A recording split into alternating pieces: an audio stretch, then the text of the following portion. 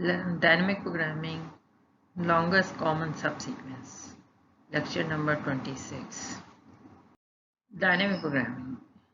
This is the approach it is used when the solution can be recursively described in terms of solution to subproblem, optimal substructure. And second point is algorithm finds solution to subproblem and store them in a memory for later use. More efficient than brute force method which solve the same subproblems over and over again. ये हमारे पास dynamic programming का एक छोटा सा introduction है। आज हम dynamic programming करने लगे हैं। इसके अंदर सबसे जो इम्पोर्टेंट चीज़ है वो ये है कि हम एक प्रॉब्लम को सब प्रॉब्लम्स में डिवाइड करके उसका सोल्यूशन फाइंड करते हैं। ठीक है, जिस तरह से अगर आप देखें तो आपने बहुत ब्रूट फोर्स में एग्जॉस्टिव सर्च के एल्गोरिथम्स कुछ किए थे, तो उसके अंदर भी हम जो है ऑप्टिमल फाइंड करते थे, जैसे TSP में या किनेक्स ऐप में या फिर आप असाइनमेंट प्रॉब्लम में।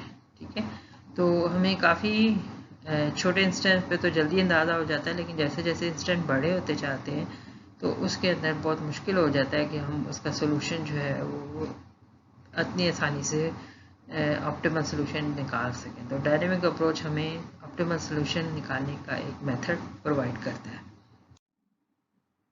Longest common subsequence.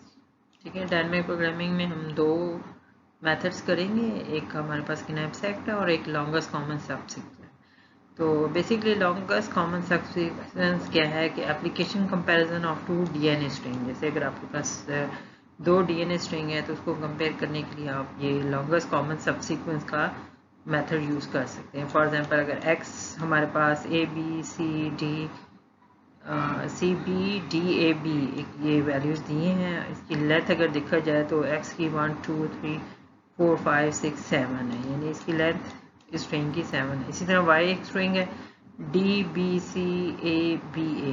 ठीक है, तो इसकी जो लेंथ है 1 2 3 4 5 6 है। ठीक है, आपको इसमें जो है x और y वैल्यूज़ गिवन होंगी और आपने ये मेथड अप्लाई करके बताना है कि इसमें से लॉन्गेस्ट कॉमन सीक्वेंस क्या है। जैसे यहाँ पे x और y के अंदर वो बता रहा है कि अगर हमारे पास x है तो कहाँ पे कंपैरिजन जो है वो ट्रू होगा, जहाँ वो स्ट्रिंग मैच होंगे, एक जैसे स्ट्रिंग होंगे वहाँ पे वो मैच हो जाएंगे और कुछ जगहों पे मैच नहीं होगा। ठीक है, अगर हम इसे ब्रूट फोर्स से करें तो brute force algorithm would compare each subsequence of x with the symbol in y। ठीक है, तो पहले a सबसे कंपेयर होगा, फिर b जो x में है वो y के सारे, यानी कि आप लूप वाइज इस चीज़ को करते हैं और फिर आखिर में आपके पास एक आंसर आ जाएगा कि ये वाले जो अल्फ़ाबेट्स हैं वो कंपेयर होने के बाद ये ट्रू रिजल्ट के साथ आए। ठीक है, कि वो दोनों x और y में अवेलेबल थे। ठीक है, तो ये इसका मेथड है।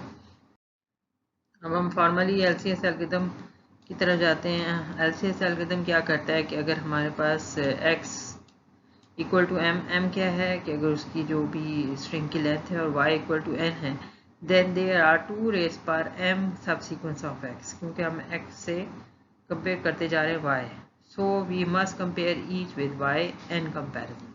ठीक है, so the running time of the brute force algorithm is big O of n 2 raised per m. Notice that the LCS problem has optimal substructure. Solution of sub problems are part of final solution. सब problem में ही उसका solution होगा क्योंकि final solution होगा। Find LCS of pair or prefix of x and y. Again LCS algorithm, first we will find the length of LCS. Later we will modify the algorithm to find LCS itself. Define x and y to be prefix of x and y of length I and j respectively. ठीक है, यानी x की length i से track करेंगे और y की length जो है वो j से ट्रैक करेंगे। दो लूप्स हमें चाहिए होंगे। डिफाइन Cij, ये हमें क्योंकि इस डायनेमिक प्रोग्रामिंग में हम मैट्रिक्स डेवलप करते हैं, to be the length of LCS of xi and yi, then the length of LCS of x and y will be the CMN. तो इसमें हमारे पास बेसिकली रूल होता है कि अगर स्ट्रिंग जो है x और y मैच हो जाए तो हमने ये पहला वाला जो केस है ये एग्जीक्यूट करना है और इसमें वैल्यूज पुट करके आंसर निकालना है। और अगर दोनों एक्स और वाई स्ट्रिंग मैच नहीं होती तो अदरवाइज में जो ये रूल है मैक्स वाला ये अप्लाई करेंगे और इस तरह से हम आंसर की तरफ डेवलप कर जाएंगे और आखिर में हमारे पास आंसर आ जाएगा कि कितने एक्स और वाई के कितने अल्फ़ाबेट्स मैच किए हैं और वो हमारे पास आंसर होगा। तो एलसीएस एक तरह का रिकर्सिव सोल्यूशन है क्योंकि बार बार हमें यही वाला जो रूल है CIJ के साथ हर एक इंडेक्स पे चेक करना है, ठीक है। जहाँ मैच करेगा और जहाँ नहीं मैच करेगा उन दोनों को बार बार चेक करते जाना है। कहीं पे हमारे पास केस 1 ट्रू होगा जो कि ये वाला केस है और कहीं पे हमारे पास केस 2 जो है वो मैच होगा, ठीक है। स्टार्ट किस तरह से एल्गोरिथम होगा कि हम इसमें आई और जे कॉलम जो कि हम बनाएंगे इसका मैट्रिक्स, उसमें हमें आई और जे जो कॉलम्स और रो है उसको 0 करना होगा। Since x not and y not are empty string, their LCS is always be empty, ठीक है। तो जब x not और y not पे होगा तो empty सेक्स है तो c i 0 और j भी 0 है तो वो इक्वल टू 0 के बाद है। LCS of empty string and any string is empty, so for i and j यानी फर्स्ट रो और फर्स्ट कॉलम करने के लिए ये कंडीशन हम यूज़ करेंगे, एक लूप लगा के उन सारी रोज को और उन सारे कॉलम्स को 0 कर देंगे, ठीक है, ठीक है। अब यहाँ पे हम देख रहे हैं कि जो हमारे पास जो रूल है, ठीक है, उसमें केस 1 कब आएगा। When we calculate CIG we consider 2 cases.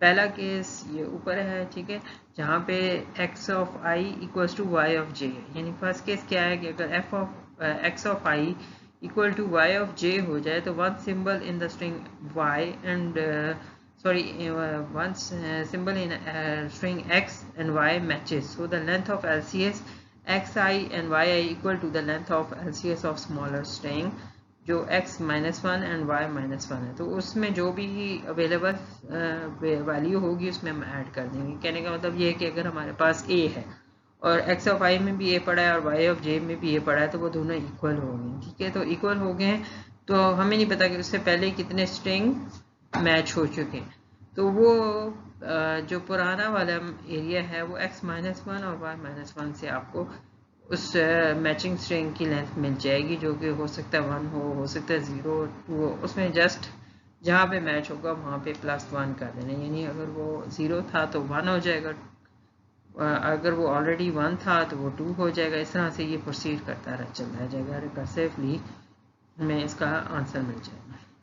जी, यहाँ पे हम दूसरा केस डिस्कस करेंगे कि अगर वो मैच नहीं करता, ठीक, तो फिर हमें ये देखना पड़ेगा कि सिंबल डज नॉट मैच और solution is not improve and the length of LCS is same as before, ठीक है। तो इट्स मीन कि वो पहले ही हम हिस्ट्री में कुछ जगहों पे उसका सोल्यूशन पड़ा हुआ है तो हम मैक्सिमम LCS xi और yj -1 के अंदर पुट करके और एंड LCS x -1 को मर्ज y में से, यानी जो इन दो इंडेक्स में जो भी मैट्रिक्स में वैल्यूज पड़ी उनमें से कंपेयर करेंगे और वहाँ पे हम पुट कर देंगे जो भी इन दोनों में से मैक्सिमम होगी, ठीक है। पिछली स्लाइड्स में हमने 1 बाय 1 एल्गोरिथम को डिस्कस किया था, यहाँ पे हम फुल एल्गोरिथम का जो है सूडो कोड लिख रहे हैं कि अगर हमारे पास LCS लेंथ xy हो जाए और m जो है जो लेंथ ऑफ स्ट्रिंग x है, ठीक है, इसी तरह n जो है वो लेंथ ऑफ स्ट्रिंग y है और for i equals to 1 to m जो कॉलम i है, i जो है वो m तक जो है लेंथ तक जो है, अगर हमारे पास y गिवन नहीं है स्ट्रिंग तो वो सब में क्या कर देगा 0 को इनिशलाइज कर देगा। सेम फॉर j कि अगर हमारे पास i नहीं है और j जो है वो पूरा आइटरेट करेगा तो 0 पुट कर देंगे। ये हमारे पास स्पेशल केस है, ये एक दफ़ा ये दोनों ज़रूर एक दफ़ा चलेंगे, ठीक है। लेकिन फिर इसके बाद हम देखेंगे i equals to 1 to m दोबारा लूप लगाएंगे, एक दफ़ा फिर लूप लगाएंगे for j equal to 1 to n, क्योंकि अब हमने देखना है कि वो इक्वल हैं या नहीं है, ठीक है। If x of i equals to y of j, ठीक है, तो फिर ये वाला जो केस 1 है ये चलेगा और इसके मुताबिक हम जो है अपनी वैल्यूज को पुट कर देंगे जो भी हो i और j की वैल्यू होगी, यानी 1 से स्टार्ट होके ऑनवर्ड चलेगी, ठीक है। और अगर ये नहीं है तो फिर एल्स पार्ट में चला जाएगा, तो यानी हर दफ़ा इन दोनों में से एक कंडीशन तो ट्रू होगी हर i j वैल्यू के अगेंस्ट। तो इस तरह से हम इसको लूप में सॉल्व करते चले जाएंगे और इस तरह से हमारे पास जो मैट्रिक्स आएगा वो पूरी तरह फिल हो जाएगा, यानी जहाँ पे अगर यहाँ पे अगर हमारे पास 4 वैल्यू और यहाँ पे हमारे पास y की 5 लेंथ वैल्यू तो ये जो मैट्रिक्स है, एक तो ये बनेगा कितना 4 क्रॉस 5 का मैट्रिक्स बनेगा, ठीक है। इसमें कितने कॉलम्स होंगे, 4 कॉलम्स। 0 से अगर ऐड करेंगे तो 0 से 1 2 3 4 तक। इसी तरह से जो y की लेंथ है उसके हिसाब से आपका कॉलम बनेगी 3 4 5, और इस तरह से ये मैट्रिक्स जो है इतने इंडेक्स का तैयार हो जाएगा। और हर इंडेक्स पे वैल्यू आप according to this case put करते जाएंगे कि स्ट्रिंग के हिसाब से कि वो मैच हुई है या नहीं मैच हुई, ठीक है। अब हम एग्जांपल इंप्लीमेंट करने लगे हैं कि x के अंदर ये वैल्यू है a b c d और y में ये है, ठीक है। ये इसकी लेंथ क्या है, हमारे पास इस वक्त 4 लेंथ है, ठीक है। इसी तरह से जो y स्ट्रिंग है उसकी लेंथ हमारे पास इस वक्त 5 है, ठीक है। तो 4 इंटू क्रॉस 5 का बनेगा, ठीक है। What is the longest sequence of x and y। अगर हम वैसे देखें तो हमारे पास इस वक्त अगर हम और से देखें तो b का एक बन रहा है जो कि हमारे पास कॉमन स्ट्रिंग जो है वो रिटर्न होगा। लेकिन कैसे, लॉन्गेस्ट कॉमन सब सीक्वेंस से कैसे होगा, यहाँ पे हम नेक्स्ट स्लाइड में सॉल्व करेंगे। ये हमने एलसीएस का जो बेसिकली मेथड है उसको अप्लाई करने के लिए सबसे पहले हमें एक मैट्रिक्स बनानी पड़ेगी, ठीक है। ये हमारे पास वो x स्ट्रिंग गिवन है, ये हमारे पास y स्ट्रिंग गिवन है, ठीक है। तो x को हमने जो है वो ये रो वाइज मेंशन कर दिया है, ठीक है। और i यूज़ करें उसके हर इंडेक्स को या हर स्ट्रिंग के वैल्यू को आइटरेट करने के लिए। दूसरी तरफ हमारे पास j है और y ऑफ j में हमने स्ट्रिंग शो कर दी है और j में हमने वो वैल्यू स्ट्रिंग कर दी है कि जहाँ तक हमें उसका कंपैरिजन करना है, ठीक है। तो यानी कि a b c b x में है, उसकी टोटल लेंथ 4 है और y के अंदर हमारे पास जो स्ट्रिंग है उसकी लेंथ 5 है। तो एलोकेट एरे जो ये जो पूरी एरे है इसको हमने C5 into 4 का हमने एक मैट्रिक्स बना लिया है, ठीक है। या 4 into 5 कह रहे हैं, ठीक है। तो ये हमारे पास एक मैट्रिक्स बना हुआ है जिसके अंदर हमने अब सारे ऑपरेशन परफॉर्म करने हैं, कहाँ पे जो है वो मैच हो रहा है और कहाँ नहीं मैच हो रहा, ठीक है। सबसे पहले हम ये देखेंगे कि जो हमारा पास पहला जो केस था कि हमारे पास J0 है और दूसरा केस था जिसमें I0 है, यानी ये वाला कॉलम और ये रो, ठीक है। इन सबको हमने 0 से फुल कर देना, ये सब 0 0 0 0 0 और ये भी सारा 0 0 0 0 से इनिशलाइज हो जाएगा, जैसे कि मैं यहाँ पे शो कर रही हूँ। अभी तक हमने ये पिछले स्लाइड में ये किया था कि यहाँ पे सारे हमने जीरोस पुट कर दिए थे, ठीक है। तो अब हम नेक्स्ट चल रहे हैं कि जहाँ पे हमारे पास जो बी स्ट्रिंग है और यहाँ पे भी हमारे पास यानी x के आई के अंदर वैल्यू भी 1 है और j के अंदर वैल्यू भी 1 है। इट्स मीन कि हमने अब प्रॉपर कंपैरिजन स्टार्ट कर देना है दोनों स्ट्रिंग का, और दोनों में इस वक्त एक तरफ a पड़ा हुआ है और दूसरी तरफ b पड़ा हुआ है, तो जो कि मैच नहीं हो रहा। जब मैच नहीं होगा तो फिर हमें क्या करना पड़ेगा, हमें ये नीचे वाला एल्स पार्ट चलाना पड़ेगा, ठीक है। जब हम एल्स पार्ट चलाएंगे तो सी में इस वक्त हम किसके लिए कर रहे हैं, सी के अंदर हम कर रहे हैं 1,1 यानी जे और आई की वैल्यू 1 1 है, ठीक है। तो जस्ट हमने पुट ही करना है इसमें, तो हमारे पास इंडेक्स आ जाएगा, क्योंकि इसका मतलब ये है कि कोई नई वैल्यू नहीं आई बल्कि पुरानी वाली सी आई। तो आई में हमारे पास 1 -1 आ जाएगा और कॉमा जे के अंदर भी 1 है।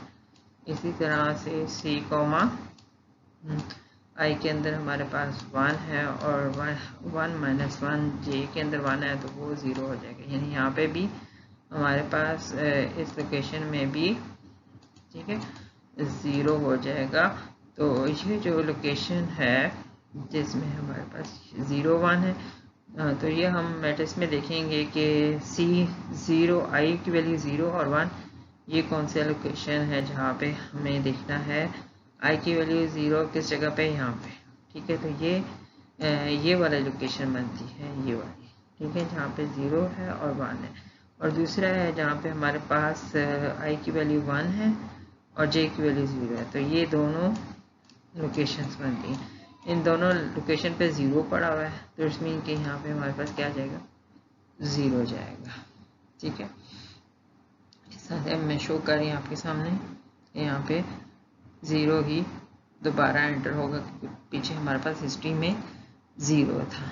ठीक है, इससे आगे हम प्रोसीड करेंगे। आप आई में तो हमारे पास अभी तक एक रो में ए ही रहेगा, लेकिन दूसरी तरफ जे में हमारे पास डिफरेंट वैल्यूज़ आइटरेट होती जा रही है। जब ए को आप डी से कंपेयर करेंगे तो मैचिंग फिर भी क्या होगी, नहीं होगी, और यही वाला केस जो सेकंड वन है यही चलेगा, और फिर यहाँ पे आपको 0 पुट करना पड़ेगा, वैसे ही जैसे मैंने वहाँ पे शो किया। ठीक है, इसी तरह से ए सी से मैच नहीं हुआ तो यहाँ पे भी 0 इसी तरह।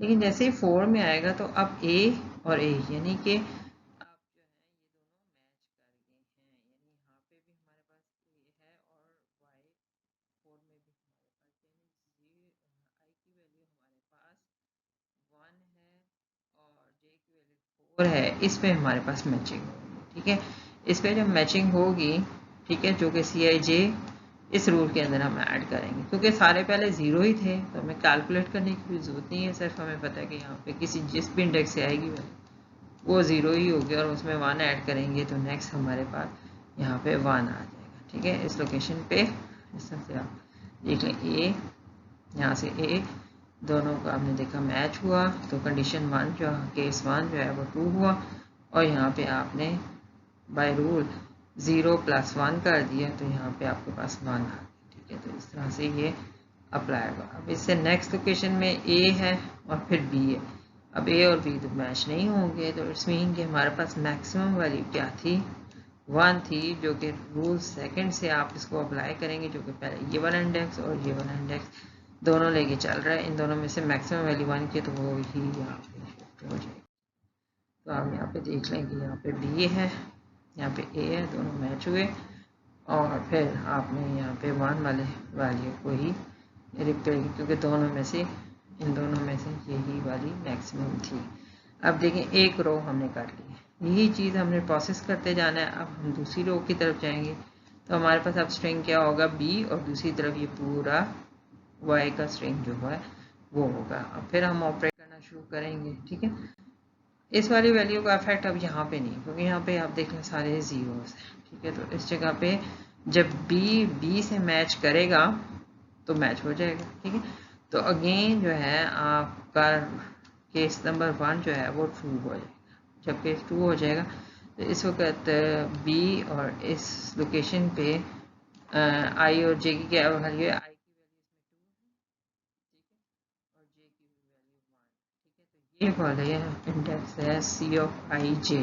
ठीक है, इसको हम पुट करेंगे यहाँ पे, तो हमारे पास क्या होगा, 2 - 1, सी की वैल्यू आ जाएगी 1, और 1 - 1 0। ठीक है, 1 ऑफ 0 ये हमारे पास कहाँ पाएगा, जहाँ पे हमारे पास सी की वैल्यू क्या है, जो हमारे पास 2 थी और 1, तो ये हमारे पास ये लोकेशन बनती है जहाँ पे सी की वैल्यू 1 है और दूसरी की 0 है। ठीक है, तो इस लोकेशन में हमारे पास +1 हो जाएगा, यानी इस लोकेशन में जो कुछ पड़ा हुआ है उसमें +1 हो जाएगा। तो हमारे पास यहाँ पे 0 था और यहाँ पे हमारे पास मैच हुआ है तो +1 हो जाएगा, तो यहाँ पे सिंपल 1 आ जाएगा। ठीक है, तो अभी हम देखेंगे कि बिल्कुल एग्जैक्टली इसी तरीके से आपको शो भी हो जाएगा स्क्रीन पे कि यहाँ पे। ठीक है, तो कैसे होगा, ये दोनों कंपेयर होंगे और उसके बाद यहाँ वाली वैल्यू में ऐड 1 करके आप यहाँ पे शो कर देंगे 1। ठीक है, तो ये तो हो गया पहला वाला मैच हो गया, लेकिन अब बी के लिए दोबारा से आप देखेंगे तो वो मैच नहीं होगा। ठीक, तो वही इन सारे स्ट्रिंग्स में मैच नहीं होगा, तो यही वैल्यू आगे चलती जाएगी। कैसे कि यहाँ से 1, क्योंकि ये सेकंड केस है मैच नहीं हो रहा, तो मैक्स वैल्यू आगे ट्रेवर्स करती जाएगी, फिर हमारे पास 1 होगा, फिर 1 होगा, और इस लोकेशन पे मैच नहीं करेगी तो यहाँ पे भी 1 ही होगा। ठीक है, लेकिन अब डिफरेंस आ गया, दोबारा भी एक और दोबारा कंपैरिजन हो गया और अब बी से मैच हो रहा है। तो ठीक है, तो जो हमारे पास इंडेक्स आएगा वो यहाँ पे सी की वैल्यू आई हो जाएगी, क्या वैल्यू है सी की, सॉरी, जो हमारे पास सी ऑफ आई जे है, आई की वैल्यू इसमें 2 है और इधर 5 है, यानी 2 और 5 पे दोबारा जाके हमारे पास मैचिंग हुई है और जो हमारे पास पहला केस है वो ट्रू होगा और अगेन हम उसके अंदर +1। ये कैसे होगा कि बी और इधर बी है, दोनों मैच हुए, केस 1 हमारे पास ट्रू हो गया और इस तरह से इसमें जो भी लोकेशन में वैल्यू थी उसमें हमने ट्रू पुट कर दिया। ठीक, अब जी हम लोग थर्ड आइटम की तरफ जाएंगे या थर्ड स्ट्रिंग की तरफ जाएंगे। इस तरफ हमारे पास सी है, इस तरफ ऊपर जो है वाई में बी और डी है, वहाँ पे मैचिंग नहीं होगी। तो यहीं से जो वैल्यूज़ हैं आप इसमें इंडेक्स में डायरेक्ट भी डाल सकते हैं। यहाँ पे 3 है, ठीक है, 3 और 1 के लिए आप करके देख लें 3 और 1 के लिए क्या होता है, ठीक है, सी में। और नेक्स्ट क्या है, सी ऑफ 3 और 2, इन दोनों को आप वैल्यूज पुट करेंगे तो जो भी मैक्सिमम वैल्यू होगी उस इंडेक्स से वो आपने यहाँ पे पुट करेंगे। तो इस वक्त हमारे पास वो 1 है, नेक्स्ट में भी हमारे पास 1 ही रहेगी क्योंकि सी मैच नहीं हो रहा, तो पिछली वैल्यू रो से हमें यही वैल्यू जो माइनस करके मिलेगी वो यहाँ पे हम पुट कर देंगे। उसके बाद हमारे पास सी मैच कर गया। अब यहाँ पे पहले से 1 आ रहा था तो उसमें 1 प्लस हो जाएगा, तो क्या हो जाएगा अगेन 2, जैसा हमने आपको बताया जो पहला केस, जहाँ पे भी आपको मैचिंग होती है उससे आप डायगनली एक वैल्यू, ठीक है। अब आगे फिर मैचिंग नहीं है तो इट मीन कि यही वैल्यू प्रोसीड करती जाएगी और आपके पास 2 ही इस आखिरी आइटम में भी दोनों तरफ 2 है, तो मैक्स वैल्यू तो एक ही आप लिख सकते हैं। देखिए इस इंडेक्स की, तो यहाँ पे हमारे पास यहाँ पे भी 2 है, यहाँ पे भी 2 है, तो फिर क्या होगा, यहाँ पे भी 2 ही रहेगा, ठीक है। अगेन आप लास्ट स्ट्रिंग पहुँच गए, अब आपके पास बी फिर मैच कर गया और यहाँ से आपके पास 1 आ रहा है, तो इट मीन के अब यहाँ इस वाले इंडेक्स से आप डायगनली करें तो वहाँ से 1 है, फिर दोबारा सबके साथ मैच करेंगे तो मैचिंग नहीं होगी और जो वैल्यू ऊपर है वो बेसिकली नीचे आती जा रही है, ठीक है। और लास्ट इंडेक्स पे आपके पास फिर मैचिंग हो रही है, ठीक है।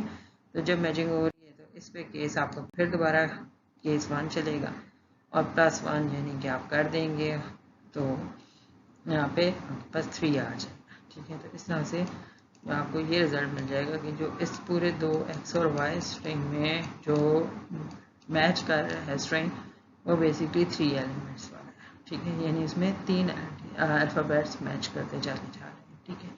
इस तरह से हमारे पास आंसर, ठीक है। तो LCS algorithm calculate the value of each entry of the array CF of n। So what is the running time, एक तरफ रो है एक तरफ कॉलम है, तो आप v² वाली फॉर्म लिख देंगे क्योंकि यहाँ पे स्ट्रिंग की लेंथ डिफरेंट है इसलिए m into n आप शो कर देंगे, ठीक है। Since each CF is calculated in the constant time and there are m cross n atom in the array। यहाँ पे फिर हमने वो केस डिस्कस करना है। So far we have to just found that the length of LCS but not LCS itself. We want to modify this element to make it that the longest combination of x and y CF depends on this and this value ci minus 1 comma j and ci j minus 1 or I minus 1 minus j1.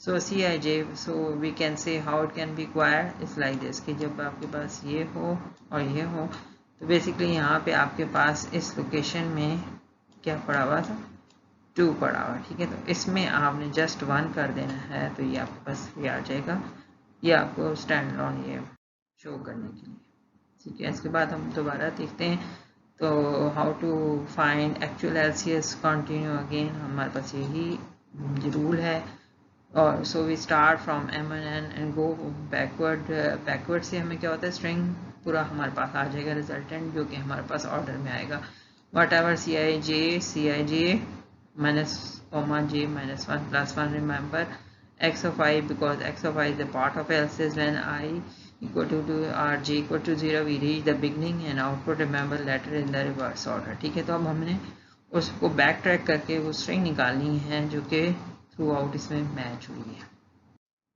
जी। तो यहाँ पे हम वो method show करने लगे कि हमारे पास ये था, तो हम बैक ट्रैक करते चले जाएंगे जहाँ जहाँ हमारे पास वो एडिशन हुई है उन एरियाज को हम ट्रैक करते जाएंगे जहाँ तक कि हमारे पास 0 ना आ जाए, ठीक है।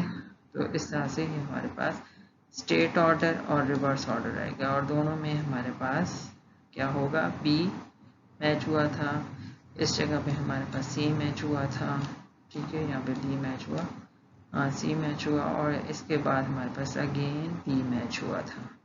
ठीक है, तो इस लोकेशन को हमने शो कर दिया।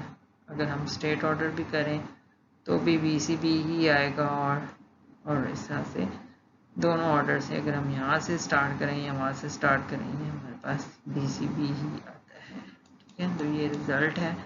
होपफुली आपको ये LCS प्रॉब्लम समझ आ गई होगी। मैं आपको असाइनमेंट में कुछ और क्वेश्चंस भी दूंगी, आप इसको अप्लाई करेंगे। It's very easy to find the solution of LCS। इसके बाद डायनामिक प्रोग्रामिंग का एक और मेथड है जो कि knapsack है, जो कि हम नेक्स्ट लेक्चर में करेंगे। knapsack पहले भी हम ब्रूट फोर्स में कर चुके हैं, जहाँ पे हमारे पास आइटम, वेट और वैल्यूज गिवन है। अब आपने ये देखना है कि ये आप knapsack प्रॉब्लम के थ्रू डायनामिक प्रोग्रामिंग कैसे सॉल्व करेंगे। बेसिकली knapsack के दो वर्जन है, एक 01 knapsack प्रॉब्लम है, एक फ्रैक्शनल है। ठीक है, तो फर्स्ट वन में क्या item are individual, you will be either take an item और नॉट। ठीक है, तो ये हम डायनामिक प्रोग्रामिंग से सॉल्व करेंगे। दूसरा ये भी है कि आप उसको no items are divisible and you can take any fraction of item, solve with a greedy algorithm approach. ठीक है, तो ये हमारे पास प्रोसेस है। नेक्स्ट टाइम हम knapsack करेंगे और 01 knapsack प्रॉब्लम को डायनामिक प्रोग्रामिंग से सॉल्व करेंगे।